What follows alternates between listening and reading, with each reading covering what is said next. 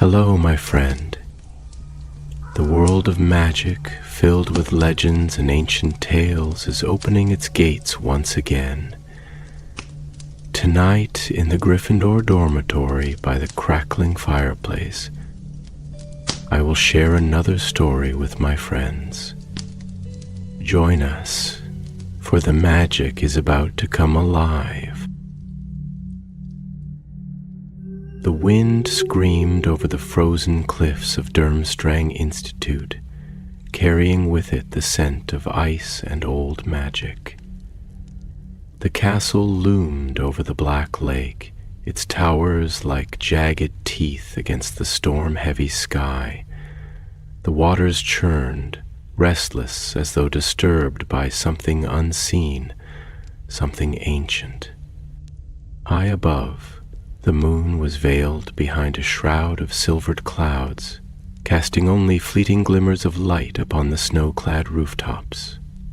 The world held its breath, wrapped in the hush of a night thick with whispers. It was a night of omens, of forgotten debts clawing their way back from the abyss. And somewhere, amidst the maze of Durmstrang's halls, a figure moved through the darkness. Igor Karkaroff's breath curled in the cold air like ghostly tendrils. His black cloak was drawn tight around his shoulders, his fur-lined collar stiff with frost. He had been here before, long ago, when he was master of these walls, when the students of Durmstrang had spoken his name with a mixture of fear and reverence. Now, he was nothing but a shadow, a fugitive, a man whose past had sharp teeth. The iron gates had not resisted his return.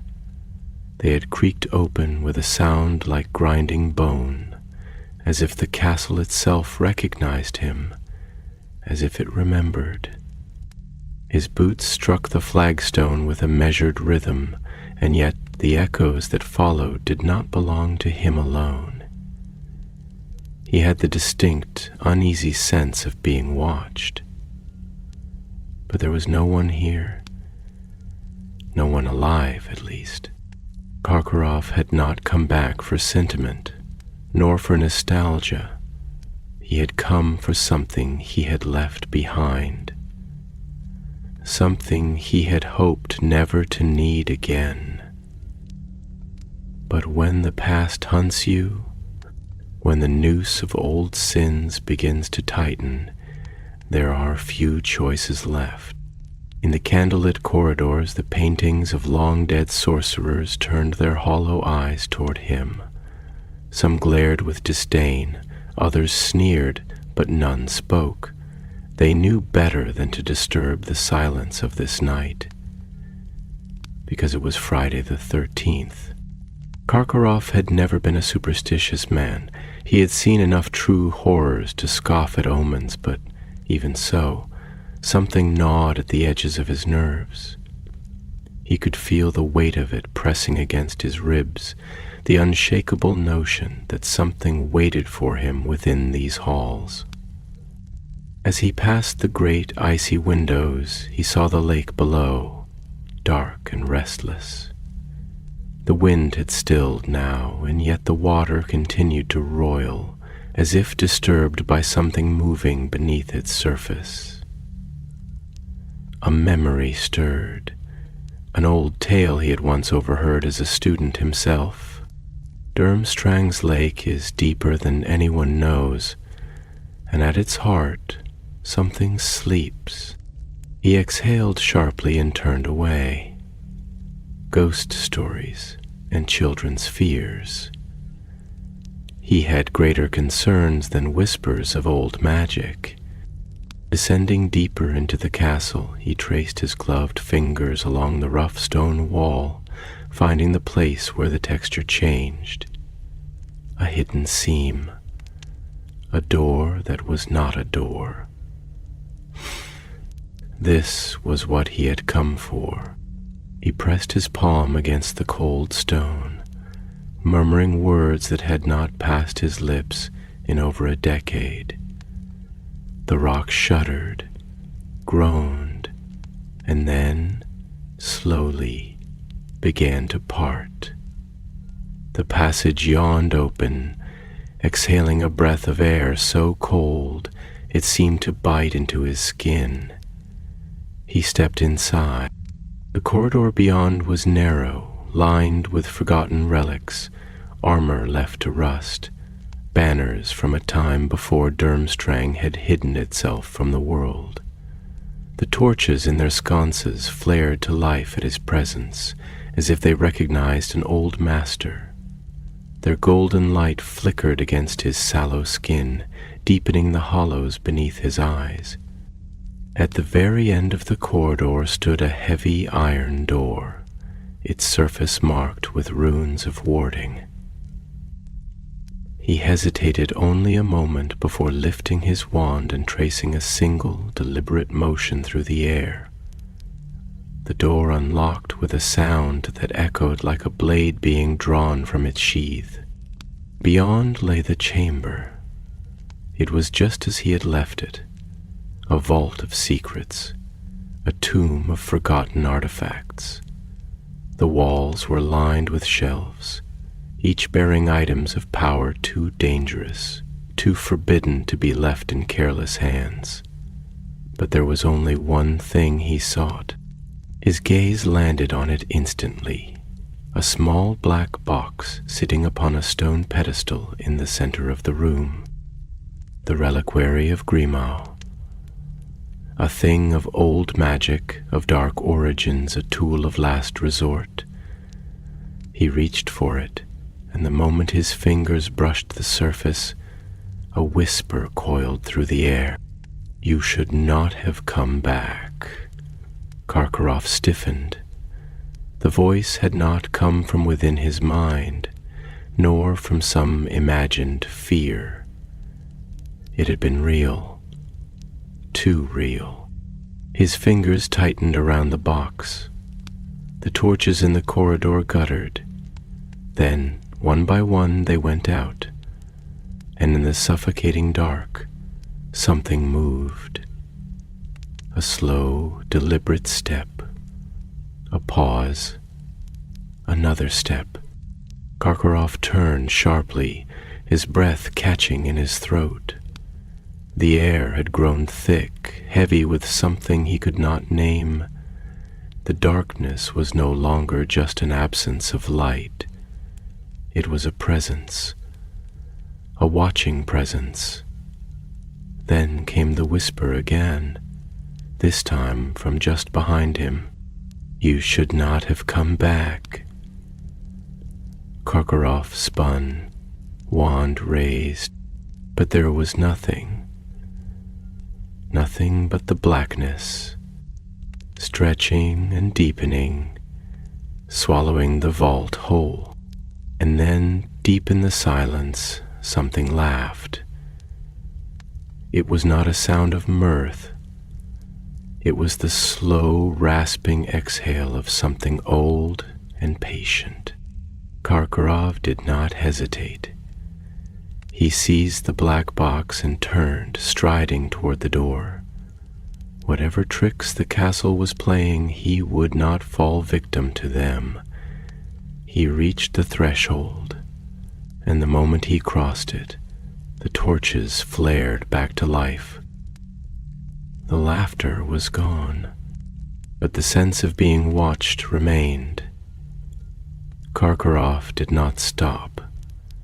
He did not look back. Something wanted him here, and he would be damned before he let it catch him.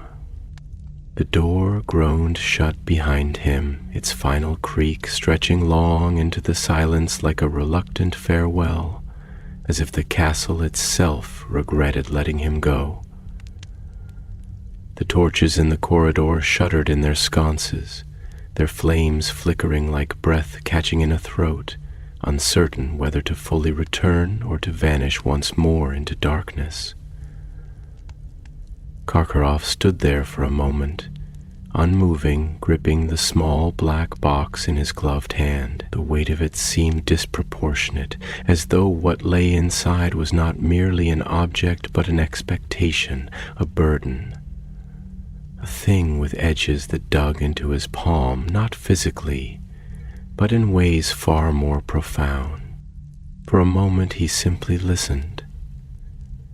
The corridors stretched away from him in both directions, shadows pooling in the deep grooves of the stone walls, shifting in the wavering light. He was alone, and yet that sense of being watched had not left him. It clung to his skin like damp air, pressing into his ribs, curling cold fingers around his throat. He exhaled, slow and steady, forcing his heart to follow suit. This was not the time for fear.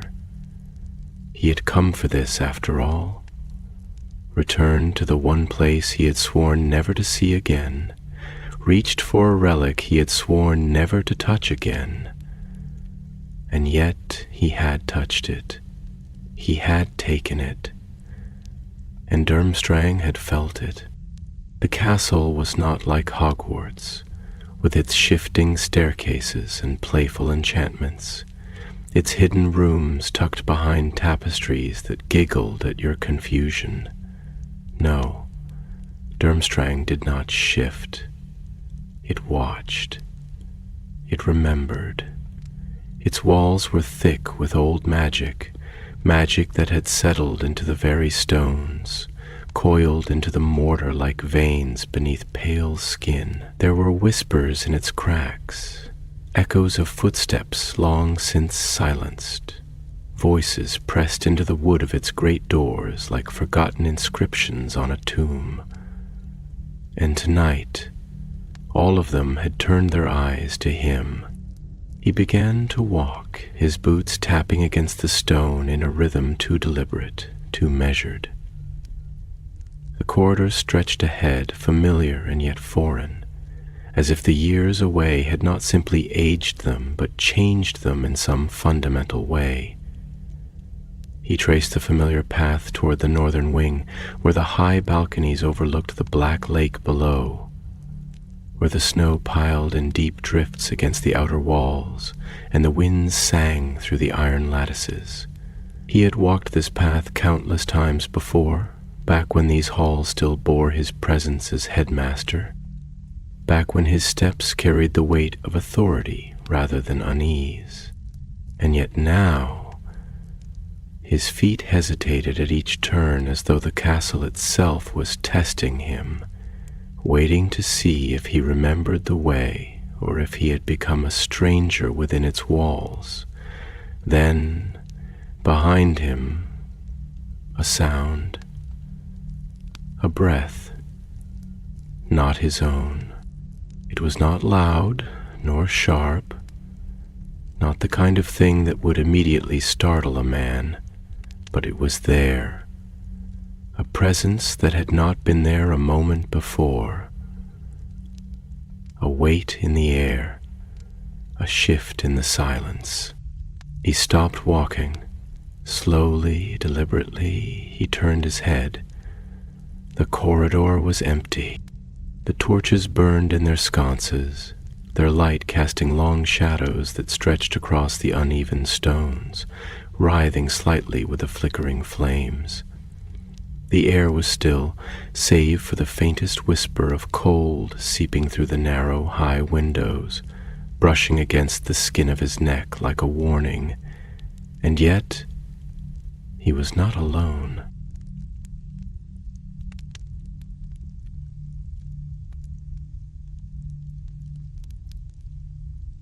He could feel it, the way one can feel a storm before it breaks, the way one knows the weight of unseen eyes without needing to look.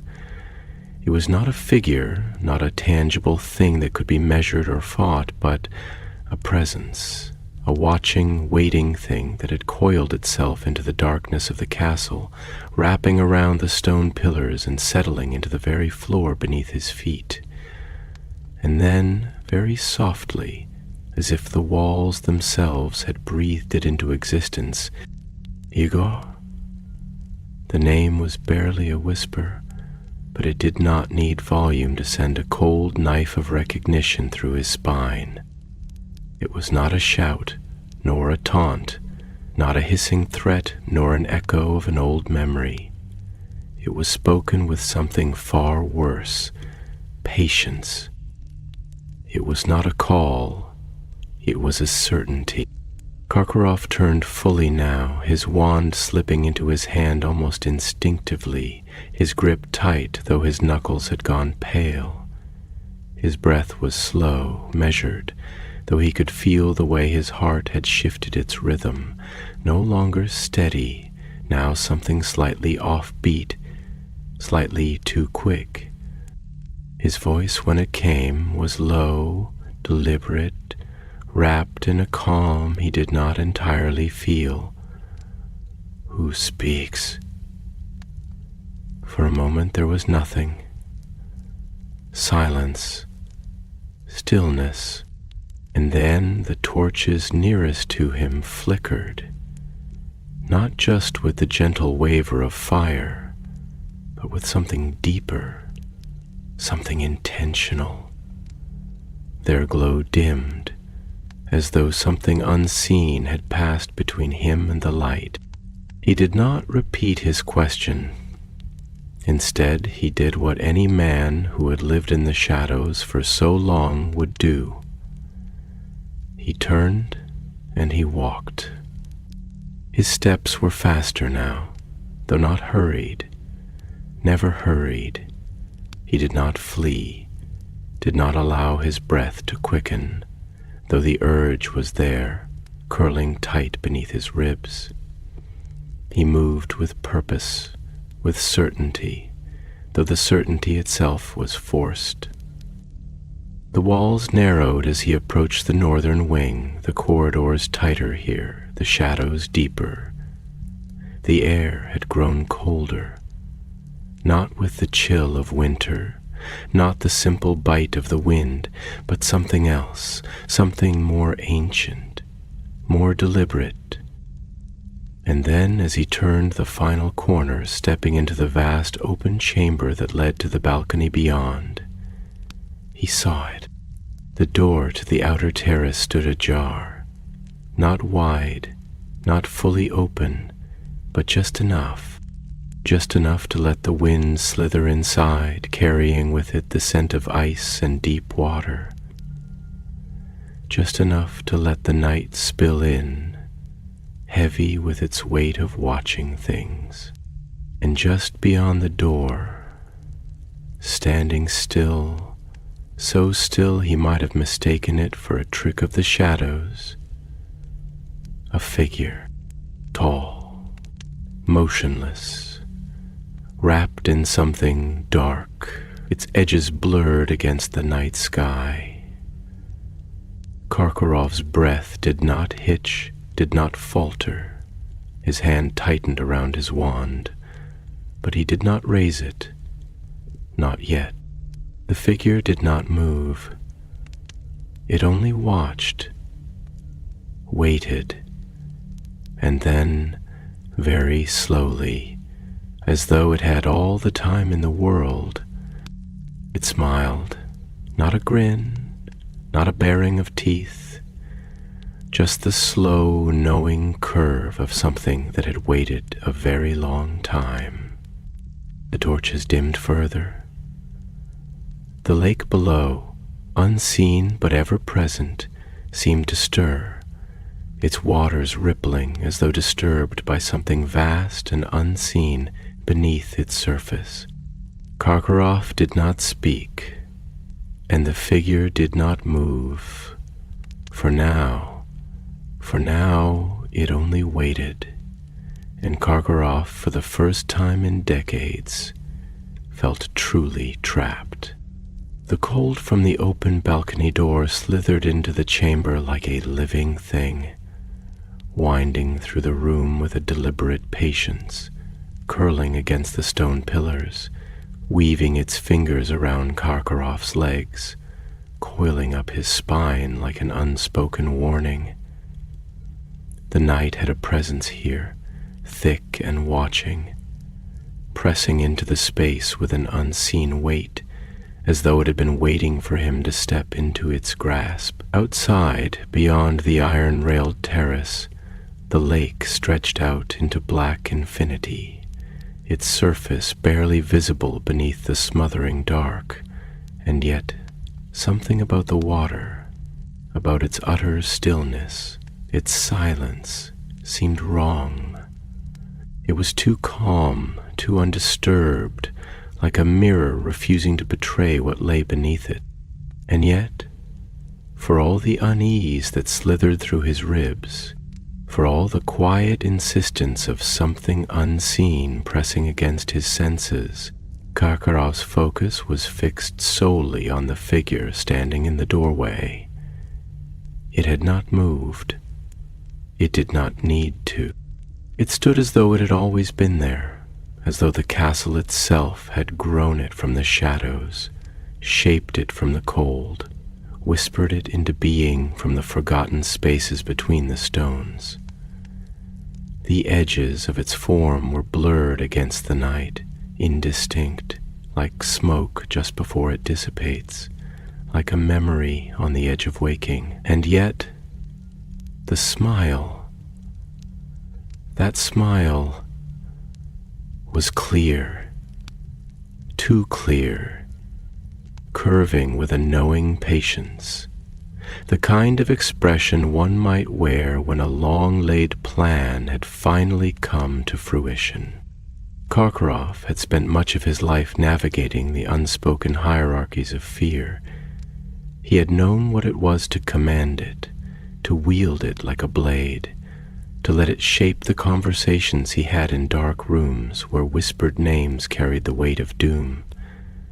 He had also known what it was to be on the receiving end, to feel it settle in the gut like a slow poison, to taste it in the back of his throat when the mark on his arm burned, when he heard his name spoken in the wrong company.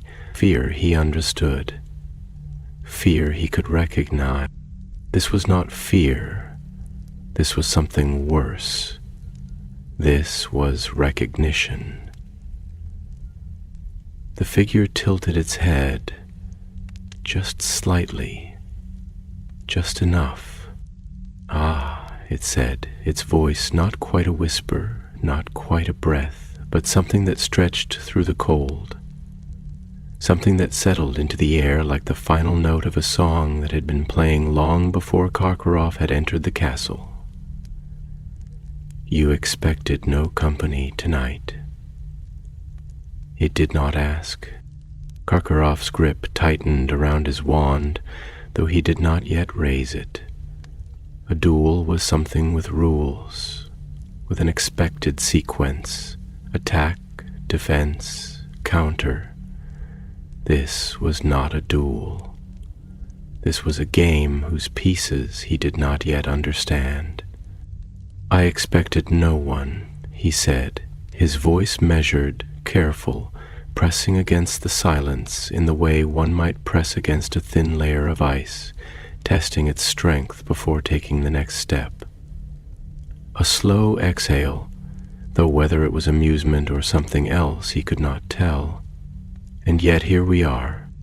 The torches along the walls dimmed, their golden lights swallowed into something thinner, weaker, stretching the shadows so they reached further, curled deeper. The space between them seemed to warp, as though the air itself were bending to accommodate something unseen, something vast, something patient. Karkaroff took a step forward. "Who are you?"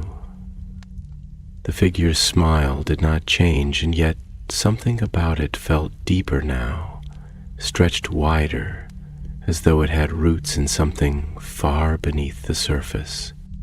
"Ah," it murmured, and there was something in its tone. Not mockery, not quite.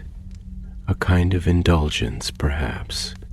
The way an old scholar might listen to a student asking a question with an answer far too complex for them to understand. You ask as though the name would mean anything to you, as though names mean anything at all. Karkaroff did not blink. They mean enough.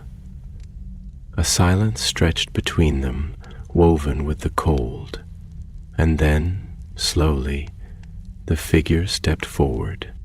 It was not a movement in the way one would expect, not the natural shifting of weight from one step to another.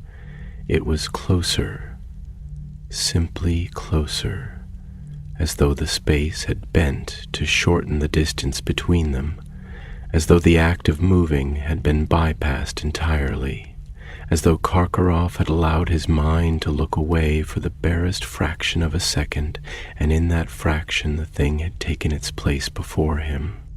The air between them was heavy now, not with scent, not with warmth, but with something that pressed, that pushed into the lungs and made breath slower, more deliberate, as though to exhale too quickly would be to lose something irreplaceable. "Tell me, Igor Karkaroff," the figure said, its voice almost soft, almost thoughtful, almost kind. "Did you ever believe you would die in a place that remembered you?" Karkaroff's breath did not quicken. He did not allow it to. "I do not make a habit of contemplating my own death."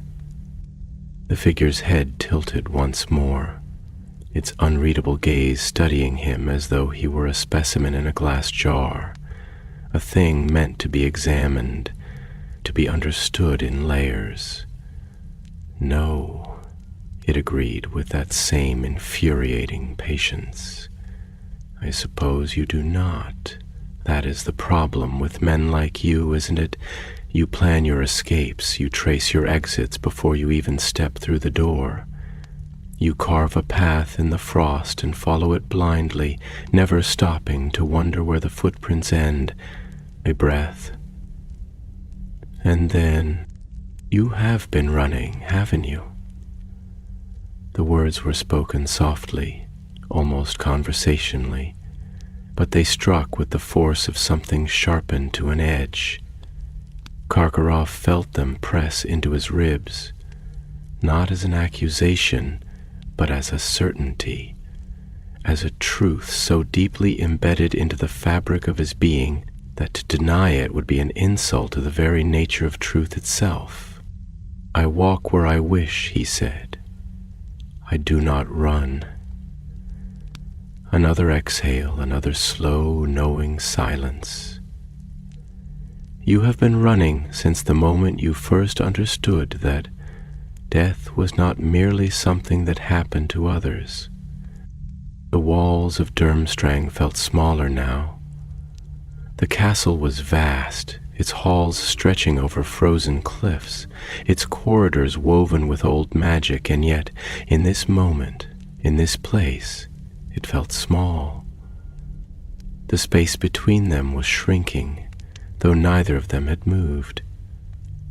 The dark beyond the balcony felt deeper, its surface untouched, waiting.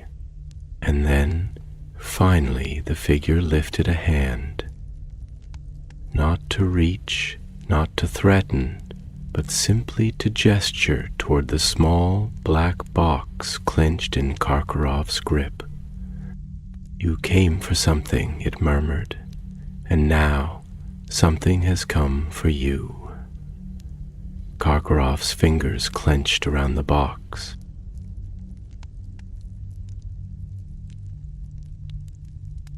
And somewhere far below, deep beneath the surface of the lake, something stirred. The wind from the balcony had changed. It no longer carried the restless chill of the night alone, but something deeper, something that settled into the bones rather than the skin. It pressed against the air like the weight of 1,000 unspoken words. The quiet suffocation of old rooms where secrets had been left to rot in the dark. The iron railings of the terrace groaned softly under the cold, the frost clinging to them like ghostly hands, and beyond the balcony, the lake stretched vast and motionless, its surface betraying no sign of the depth that lurked beneath. But Karkaroff was no longer watching the lake. His gaze was fixed on the figure before him, on the way the shadows around it pulsed in a slow, deliberate rhythm, as if breathing, as if alive in ways they should not be. It had not moved again, not in the way living things did, and yet it felt closer still, not merely in distance, but in something else, something more insidious, as though it had begun to press into the space between Karkaroff's thoughts, slipping through the cracks of his resolve like water through stone. His grip on the small black box tightened. The figure exhaled. Not a sigh, not quite. It was a sound that settled into the air, wrapping around the silence rather than breaking it. "You hold it as though it will save you," it murmured, and its voice was neither mocking nor kind.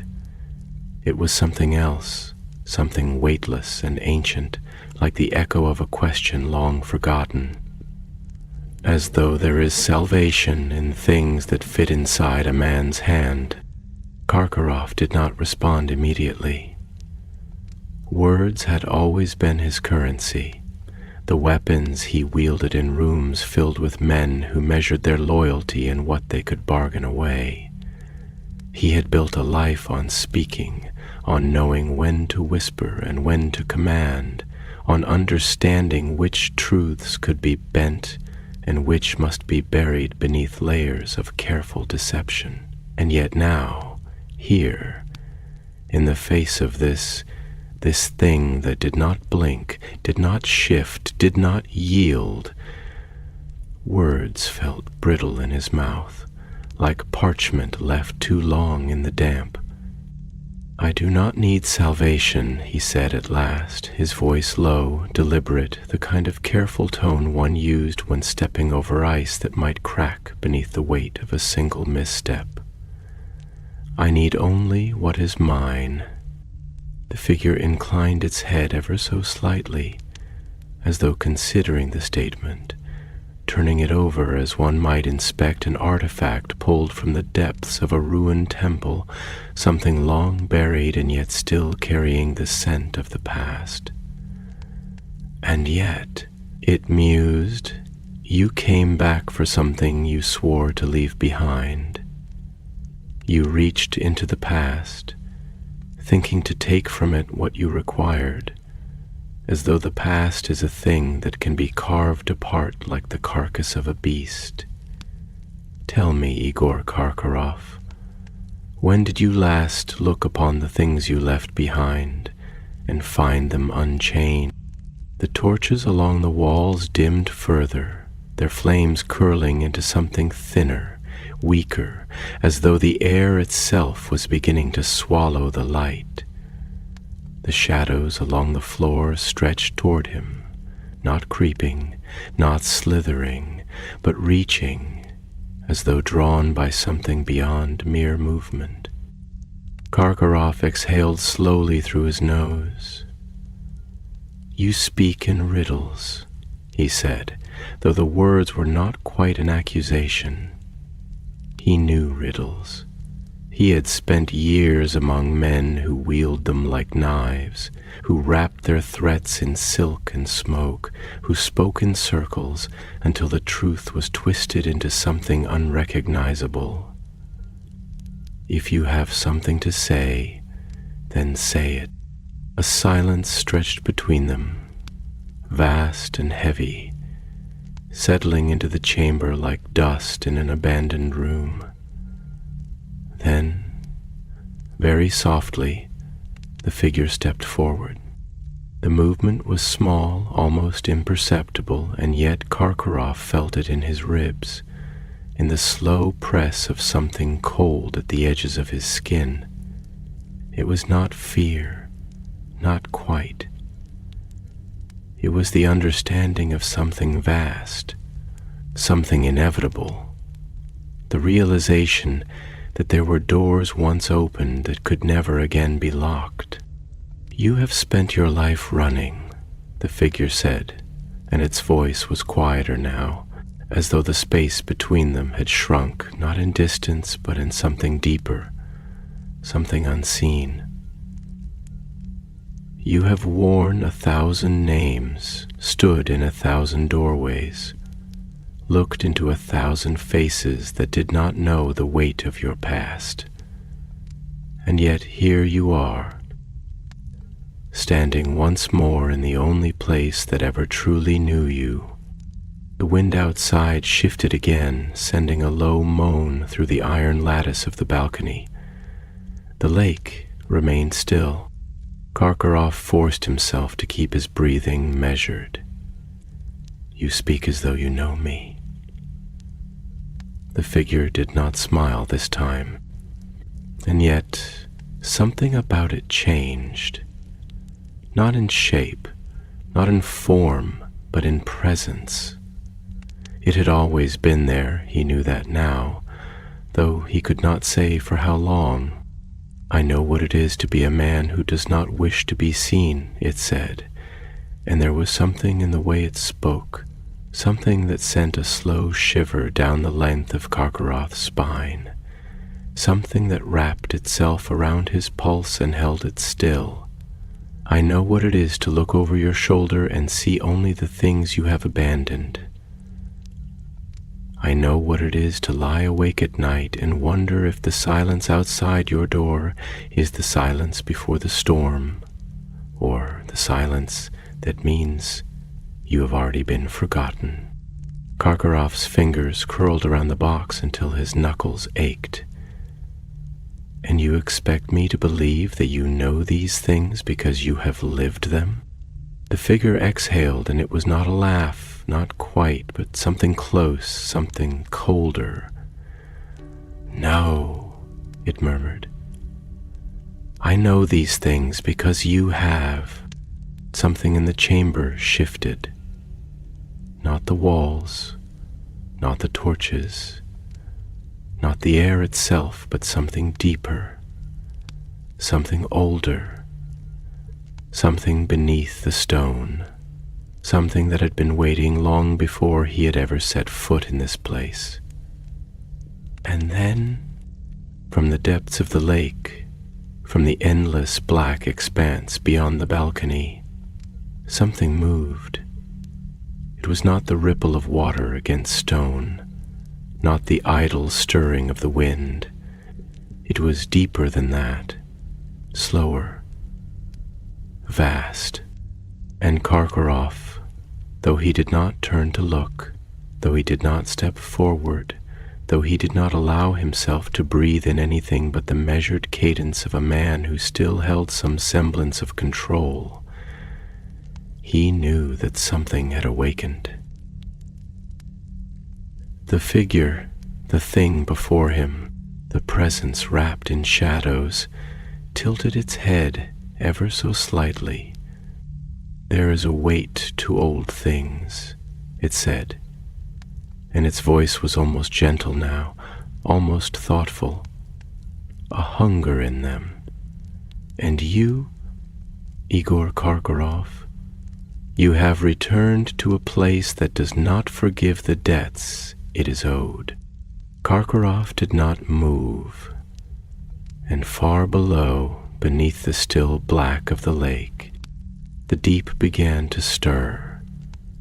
The air in the chamber had changed, thickening into something almost tangible, as if the very walls of Durmstrang were closing in around him, not in movement, not in any physical sense, but in the way time itself seemed to slow, the way the cold pressed deeper into the stone, as though it too were listening, waiting, holding its breath. The torches lining the corridors sputtered weakly, their flames no longer bold, no longer defiant against the darkness, but small, caged things, flickering against a force they could not see, but could feel pressing against them, whispering through the air like a hand over their light.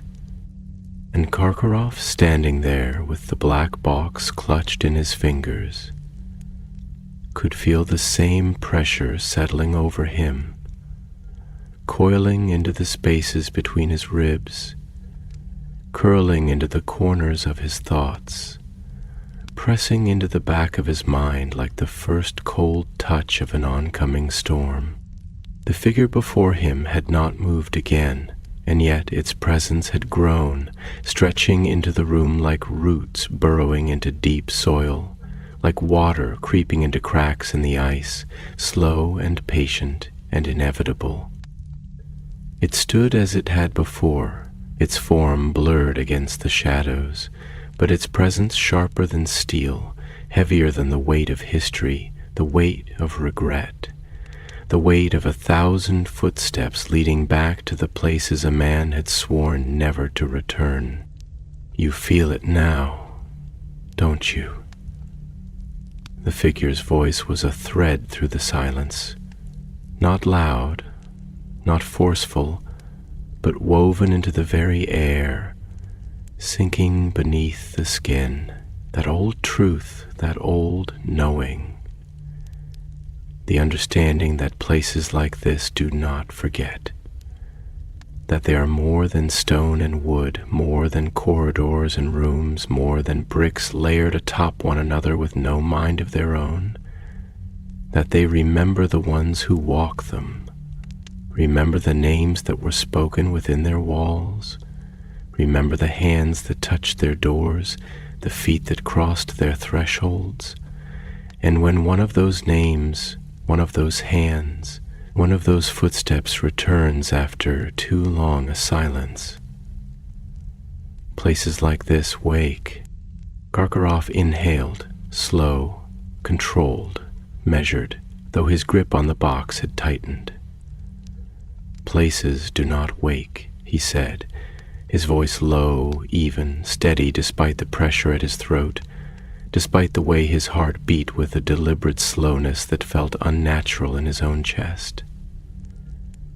They do not think, they do not remember, they do not watch. The figure shifted, just slightly, just enough for the weight in the room to shift with it, as though the very stones beneath their feet were tilting, acknowledging the presence of something unseen.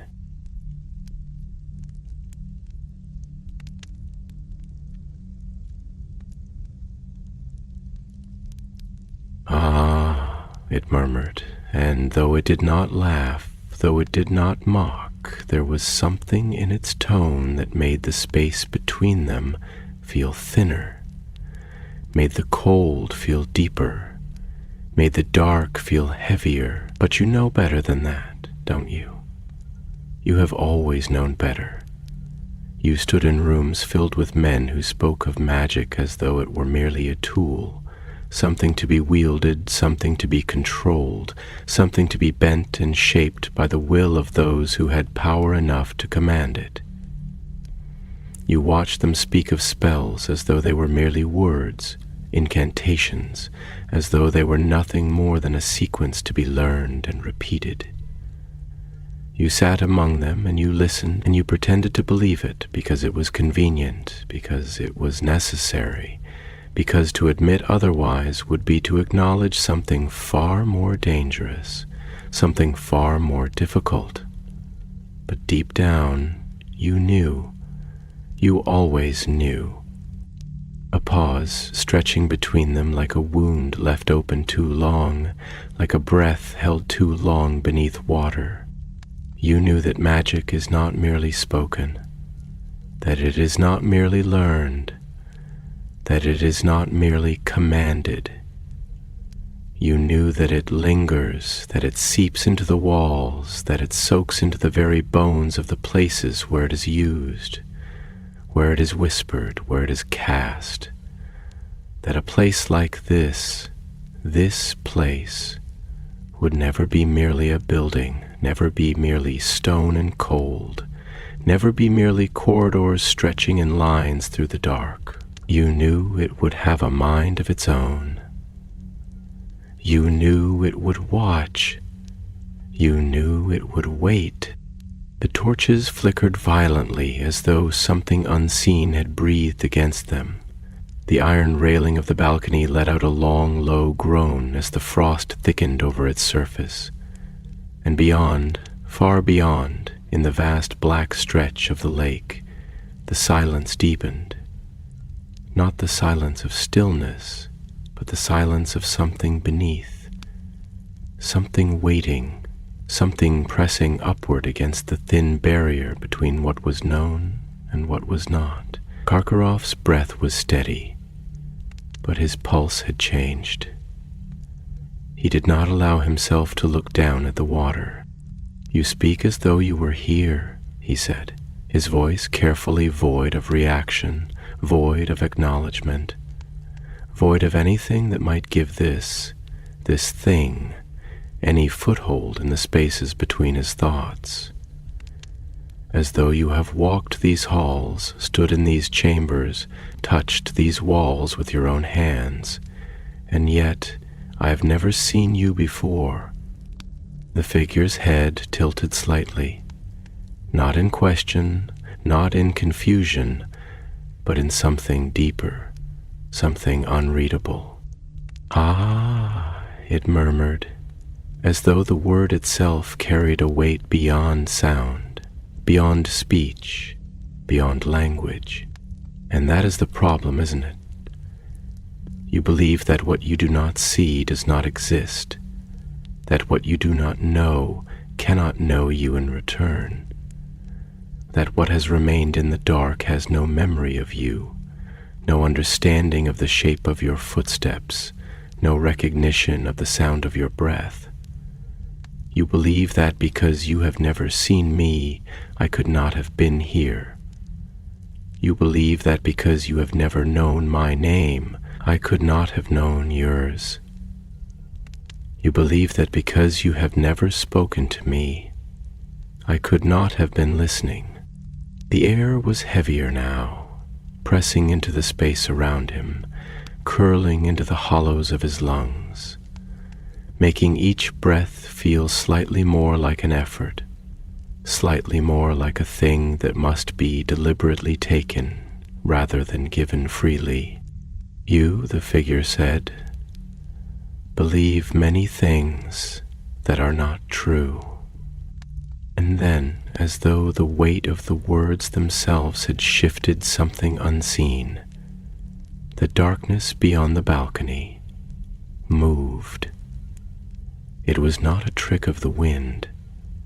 It was not the idle stirring of a restless current. It was deeper than that, slower than that. It was not the movement of the surface. It was the movement of something beneath. Karkaroff did not move, but his grip on the box had changed. And far below, in the vast, unknowable depths of the black lake, the silence broke. Something rose. The air inside the chamber had thickened into something almost solid, pressing into the spaces between the stone, weaving itself into the walls, stretching through the cracks in the cold mortar like fingers pressing against a barrier. Too thin to hold. The torches, once tall and proud in their iron sconces, had weakened, their light curling at the edges as if something unseen was slowly feeding on their glow, consuming it not in fire, not in shadow, but in something deeper, something more ancient, something that belonged to the places where light was not welcome. And outside, beyond the iron-barred terrace, the black lake remained still, but not the stillness of peace, not the stillness of untouched water beneath an undisturbed sky. No, this was something else, something unnatural, something deliberate, the kind of stillness that carried weight, the kind that suggested not emptiness but presence. The wind had ceased its howling, the snow had stopped falling. Even the stars, so often reflected in the vast abyss of the lake's surface, seemed swallowed by the dark, lost beneath a curtain of black too thick to allow their feeble light to reach. Karkaroff stood in the silence, feeling the weight of it pressing into his skin, pressing into his ribs, pressing into his lungs. The black box in his grip felt heavier than it should, heavier than the size of it would allow, as though the space inside was greater than the space outside, as though what lay within had grown, fed on the passage of time, on the years it had been left undisturbed, waiting, waiting, waiting. And then a sound, not loud, not sudden, not the kind of sound that shattered silence, but rather the kind that seeped into it, the kind that curled through the stillness like a whisper against the back of the neck. It came from beneath, a shift in the black water, a ripple, not chaotic, not hurried, not the thoughtless movement of a creature stirring in its sleep, but something slower, something measured, something that had been waiting for its moment to rise. And the figure standing before him, the one wrapped in shadow, the one whose face remained half-formed, half-seen, half-real, did not move, did not turn to look, did not acknowledge the lake at all, because it did not need to, because it had always known. "You feel it now," the figure said, voice soft, voice patient, voice without urgency, without insistence, because it did not need urgency, did not need insistence, because inevitability had no need for haste. The weight of something long forgotten, the slow breath of something beneath you, something old, something patient, something that does not care for the concerns of men, for the fears of men, for the desires of men. You feel it in the bones of this place, in the stone, in the air itself, pressing against you like a door half opened to a room you were never meant to enter. Karkaroff did not speak. He did not trust his voice, not here, not now, because the words in his throat felt too thin, too weak, too human, and something in his instincts told him that human words would not serve him in this place, that whatever stood before him, whatever waited beneath him, did not speak the language of the living. But the figure continued, its tone almost gentle, almost indulgent, as though watching a man wrestle with something he had already lost, watching a mind try to understand a truth it had no choice but to accept. "You have spent your life searching for a way out," it mused, and the words settled into the cold air like falling snow, like dust in an abandoned room, like the quiet shifting of time in places where time no longer belonged, always searching for the next door, the next escape, the next path that will lead you away from the one you have already walked, always looking for the next piece of the map that will take you somewhere else, somewhere untouched by what you have left behind. But tell me, Igor Karkaroff, did you ever stop to ask yourself whether you were the one moving, or whether the path itself was simply curling back to meet you? The sound from beneath grew louder, not the sound of waves, not the sound of breaking water, but something deeper, something that did not break the water, but rather rose through it, moving not like something that swam, not like something that struggled against the pull of the lake's depths, but like something that belonged there, like something that had simply been waiting. Karkaroff's breath was slow, controlled, but his fingers had tightened around the edges of the box, his knuckles pale, his pulse a deliberate, steady thing. "I did not come here to debate philosophy," he said finally, his voice low, careful, as though speaking too loudly might draw something closer. as though sound itself had weight in this place, as though the wrong syllable might be the thing that tipped the balance.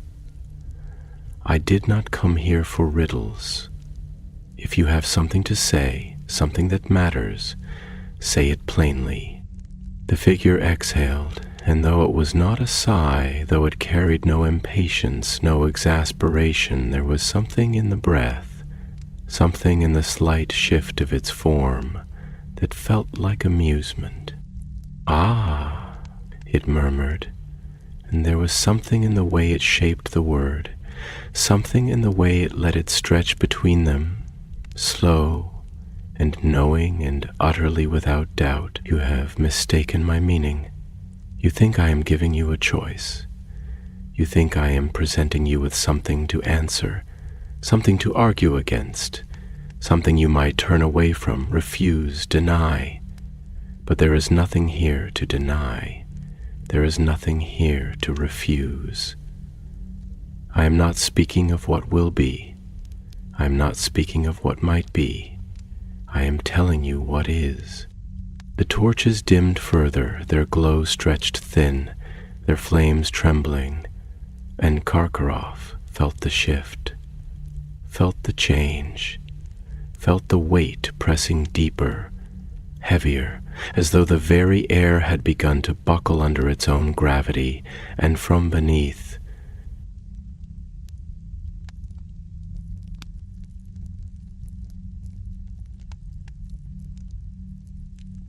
something broke the silence, not a sound of speech, not a sound of movement, but a feeling, a presence that pressed against the walls of the lake, that pressed against the walls of his mind, that recognized him. The black water was still, but something beneath it was not. And Karkaroff, standing there, hands curled tight around a box that now burned cold against his skin, understood, truly understood, what it meant to be seen, to be remembered, to be called. The silence inside the chamber was no longer empty. It was full, too full, like the hush before the first crack of thunder, like the held breath of the earth just before the sky splits open. The torches flickered weakly, their light stretching toward the walls as if trying to escape, as if they too understood that something had changed, that something was shifting, that something was no longer content to remain unseen. The cold that had been creeping into the stone now settled into it, not simply lingering, but sinking, rooting itself like frost into the marrow of bones. Outside, beyond the iron terrace, the lake no longer rested in passive darkness. It had become something else, something that did not ripple, did not churn, did not stir with the idle movements of wind or tide, but rather waited. And beneath that stillness, beneath that vast stretch of black, something had awakened. Karkaroff stood at the edge of that awareness, hands still locked around the small black box, his grip tightening, his knuckles white against the polished wood. The weight of it had changed, not physically, not in any way that could be measured by mundane means, but in a way that pressed against his ribs, that curled into the hollow spaces between his thoughts, that made his pulse slow in a way that was not natural, not his own, as though something unseen had placed its hand over his heart and dictated its rhythm in place of his own will. And the figure before him, the figure that had not moved, had not shifted, had not done anything in the way that normal things move through space and time, simply stood, watching, waiting, as though this, too, was something that had long been inevitable. Karkaroff inhaled, slow and deliberate, feeling the cold crawl into his lungs, feeling the weight of the air against his skin. His voice, when it came, was steady, measured, though the effort of keeping it so felt unnatural, as if he were speaking against a tide that sought to drown his words before they could be formed. "You speak in circles," he said, the syllables pressing outward, pushing against the stillness. "You weave riddles like a net, casting them wide, hoping I will step into them willingly. But I am no fool, and I do not believe in games played by those who do not give their names." The figure did not blink, did not change, did not move. And yet, something moved. Not in the way shadows move, not in the way light shifts when flames flicker, but in the way that time itself feels different in places that are wrong, in places that exist between moments rather than within them. "You assume there is a game," it said, and its voice did not rise, did not fall, but stretched itself into the air like ink sinking into parchment, curling into the spaces between words, turning speech into something else. "You assume there are pieces, that there is a board, that there are rules to be followed. But tell me, Igor Karkaroff, when in your life have the rules ever mattered? When have they not been rewritten in blood, in whispers, in the shifting of alliances that hold no loyalty beyond what can be bartered for survival? When have you ever placed your trust in the idea that there is a hand that guides, a force that dictates, a structure that cannot be broken?" The lake stirred, not in waves, not in the careless sloshing of water against stone, but in something deeper, something that did not simply move but shifted, something that pressed against the surface from beneath, stretching, testing, as though something vast and unseen was deciding whether it was time to rise. Karkaroff did not look. Instead, he kept his eyes fixed on the thing before him, the thing that wore the shape of a man but was not, had never been, would never be. "I do not care for philosophy," he said, and though his tone was calm, there was a sharpness beneath it, a deliberate edge, a blade of will honed against the stone of long years spent knowing when to stand and when to run. "I do not care for lessons from things that do not speak plainly. If you have a purpose here, then state it. If you have a reason for standing before me, then speak it, and if you are merely another shadow clinging to this place, whispering warnings and riddles to those who trespass on its grounds, then I suggest you step aside. I did not come to be lectured by echoes." A moment stretched so thin it felt as though it might break, and then the figure smiled, not fully, not widely, but enough to suggest that it was not insulted, that it was not angered, that it had expected this, had anticipated it, had been waiting for it in the same way that the lake had been waiting for something beneath its surface to stir. And when it spoke again, its voice was softer, more intimate, a sound that curled inward rather than reaching outward, a sound that did not need to be loud in order to be heard. "You misunderstand," it murmured, and the air around them felt heavier, as though the very atmosphere was leaning in to listen. "I do not stand before you because I chose to.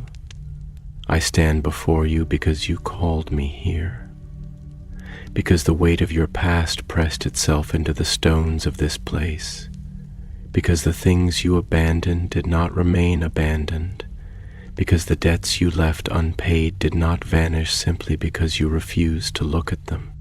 A breath, a shift, a pulse from beneath. You stand at the threshold of something greater than you have ever allowed yourself to see, it continued.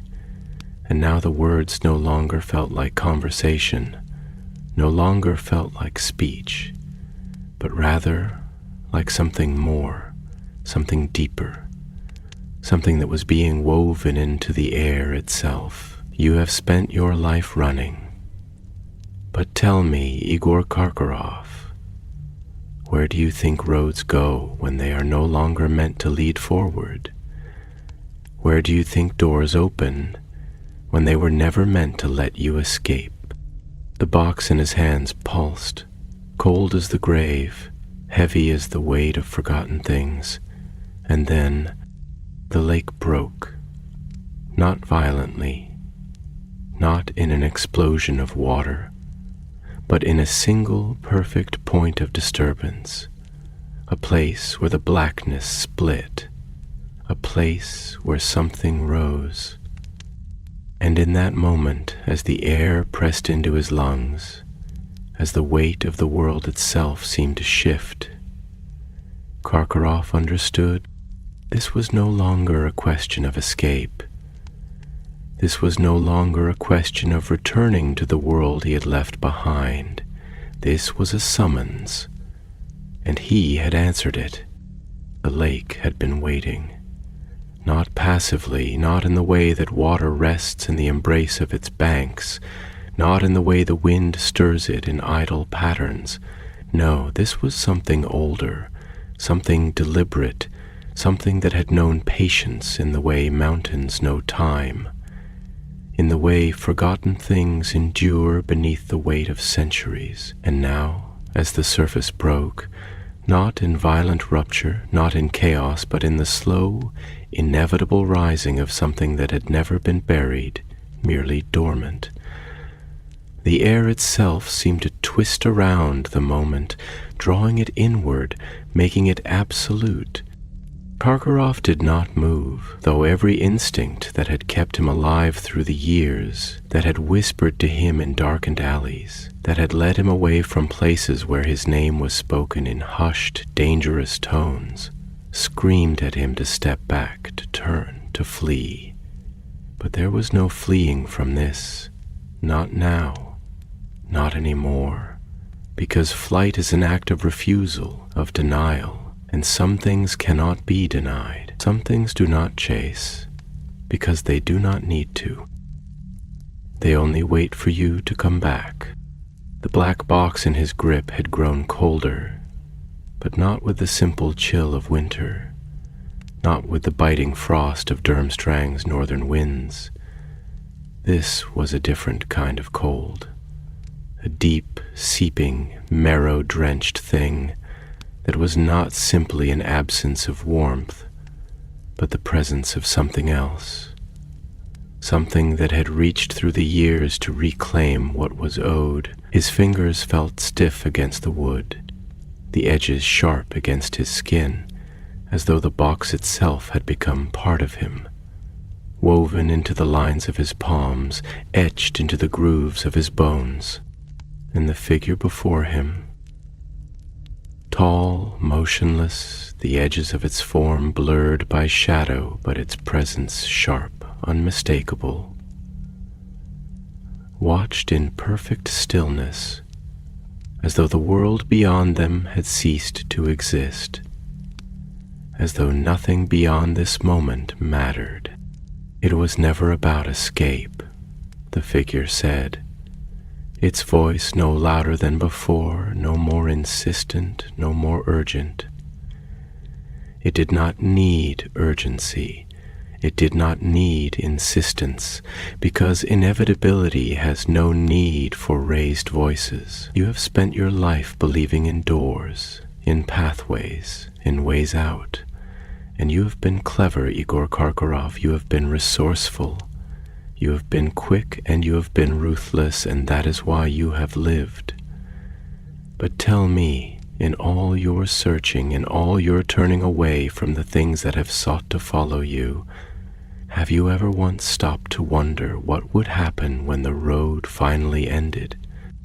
The water moved again, a ripple, not small, not insignificant, but something measured, something weighted, something that did not break against the shore, but instead pressed against it, as though feeling for the edges of the world above, as though testing the boundaries of where one thing ended and another began.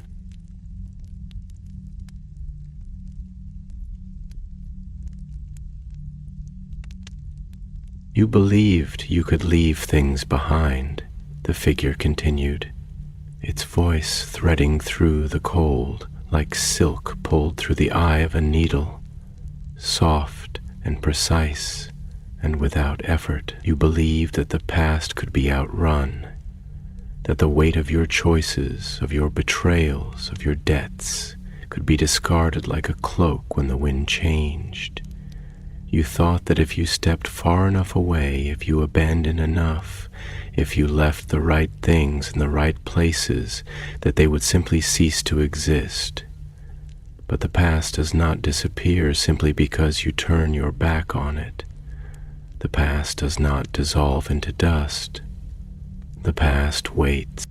And beneath them, beneath the brittle line that separated air from water, breath from silence, light from the yawning depths of whatever lay below, something rose.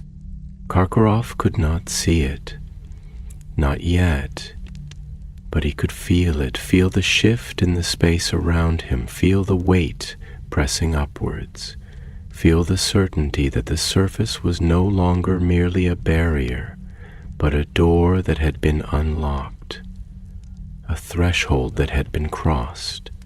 And in that moment, as the black water quivered, as the iron railing at the edge of the terrace let out the softest groan of strain, as the torches along the walls dimmed to the faintest trembling embers, Karkaroff understood something that he had spent his entire life refusing to name. This was not punishment, this was not vengeance. This was collection. You never asked what it was, the figure murmured, and this time its voice was closer, though it had not moved, though it had not stepped forward. You never asked what lay inside that box, what it meant, what it cost.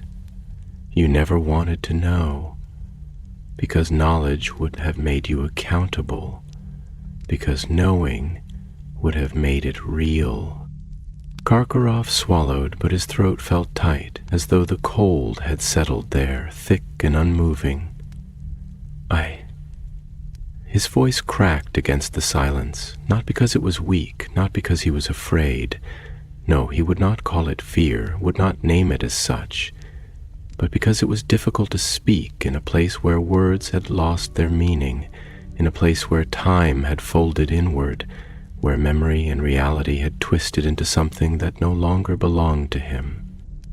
You never asked, the figure repeated, and yet, still, you carried it. Still, you took it. Still, you left with it, and you thought that because you had walked away, because you had put miles between yourself and the place where it had been given to you, that it would not matter, that it would forget you, that it would not come calling. The lake swelled. A deep breath taken from beneath. A slow, immense shifting of something unseen, something vast, something that did not rise quickly, because it did not need to, because it had waited this long, and it would wait a little longer. And then, the first glimpse. A break in the water, not fully, not yet, but something just beneath the surface, just there, just waiting to be seen. And in that moment, Karkaroff felt something deeper than fear, deeper than dread. He felt recognition, because he had carried this thing, because he had taken it, because he had held it in his hands and never once questioned what had been given to him, what he had owed in return.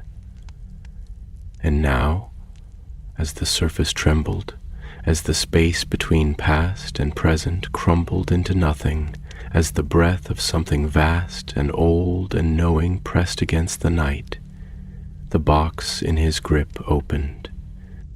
The box had never been meant to stay closed forever. Karkaroff had known that, on some unspoken, unacknowledged level, in the way one knows that all debts must one day be paid, that all choices carve their consequences into the bones of the world, waiting only for the right moment to make themselves known. But knowing a thing in the abstract and witnessing it unfold are not the same. Knowing that a door exists is not the same as standing before it when it opens. And now, as the black wood shuddered in his grip, as the air thickened around it, pressing inward as though the chamber itself was holding its breath, as the darkness coiled tighter, deeper, stretching through the walls, seeping into the very structure of Durmstrang, waiting, Karkaroff understood that he had never held this box at all.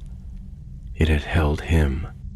The lid did not burst open with force, did not explode outward with the theatricality of an unleashed curse.